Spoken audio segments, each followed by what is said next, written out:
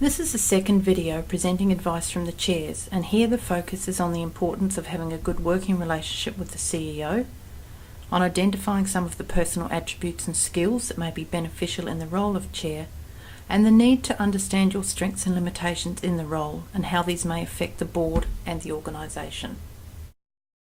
I think that any chairperson should demonstrate a certain level of confidence, a certain level of trust, a certain responsiveness, a certain genuine, energetic, passionate interest in the company. I mean, don't go through the motions here. Too often you can see that in a chairman, where they just don't demonstrate their link with the business.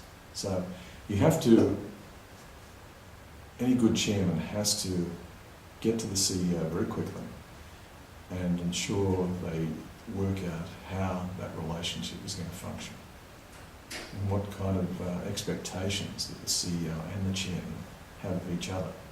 If you don't do that, then you have problems. So I think also that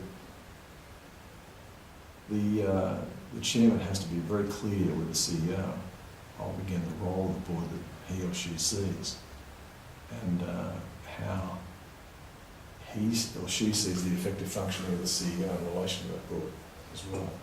So look, there's an openness here, there's an honesty, there's a certain demonstration of integrity that you've got to bring forward here. So any chairman has to also reach that intimate understanding of the business quickly. That takes time, but a certain level of understanding has to be achieved. And that means, and I've seen this happen with a number of organisations where the chairman comes in and demonstrates they're not going to just simply rubber stamp management decisions, but also they're not going to micromanage. So they're going to get involved in a strategic sense on behalf of the board, and the only way they can do that is by getting a genuine understanding of the business early. I would say have a really good relationship with the CEO.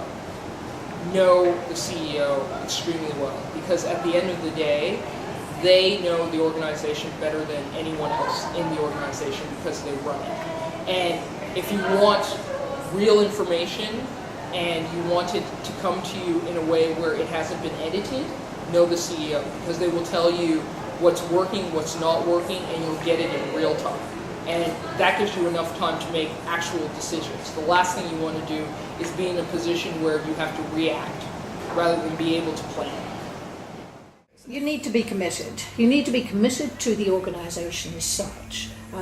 Our organisation is involved with suicide prevention, and it's involved with a focus in lots of cases on youth.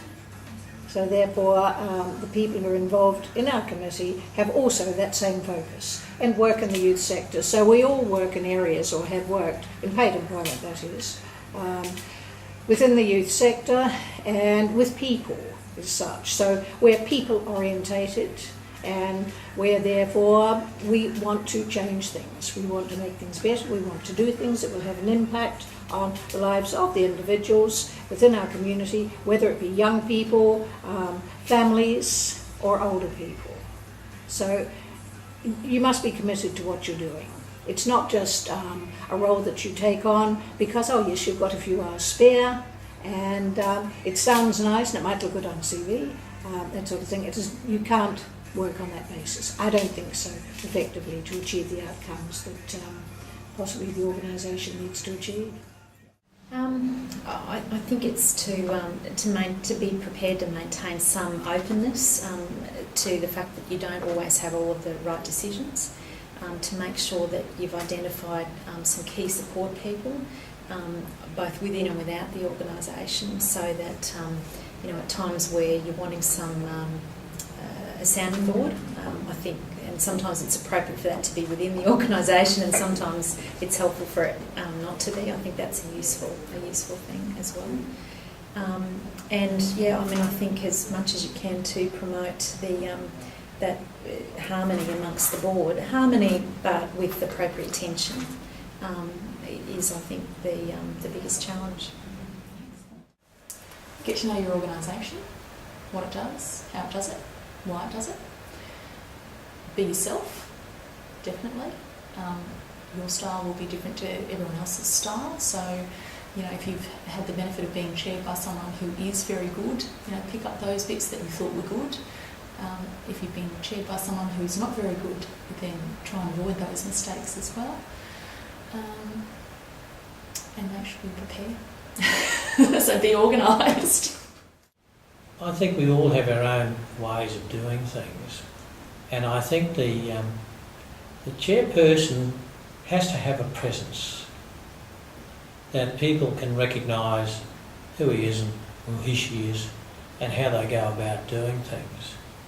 At the same time, while being all-encompassing, that you have the great skill of understanding all the difficult issues and share all that. And where you're really smart is you take people into your confidence on the board, not excluding anybody, but taking certain people on to debate the various issues which you share with the board. First of all, when you start, and then at regular intervals, be highly introspective. In other words, sit and say, what do I really need to do this job? And quite often, what are those behaviours which come naturally to me? Not always, but chairs tend to be more at the more mature end, if we put it sort of in terms of people's life experiences. And by that stage, behaviours are very well ingrained.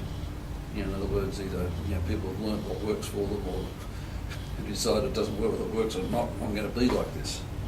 And yet, I think, from personal experience, you do need to pull yourself up from time to time and say, now, am I actually doing that well?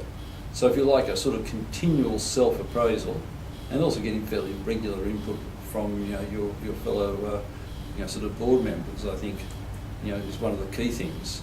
And just realising and starting to say to yourself, well, I might have been a CEO, or I might have been a director before.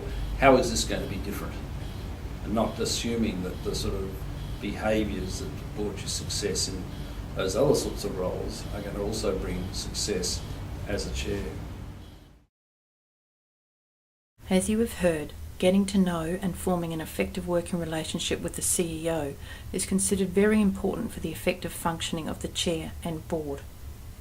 Chairs also talked about a number of personal qualities that a good chair will possess, such as confidence, energy, commitment, openness, and a personal style of leadership.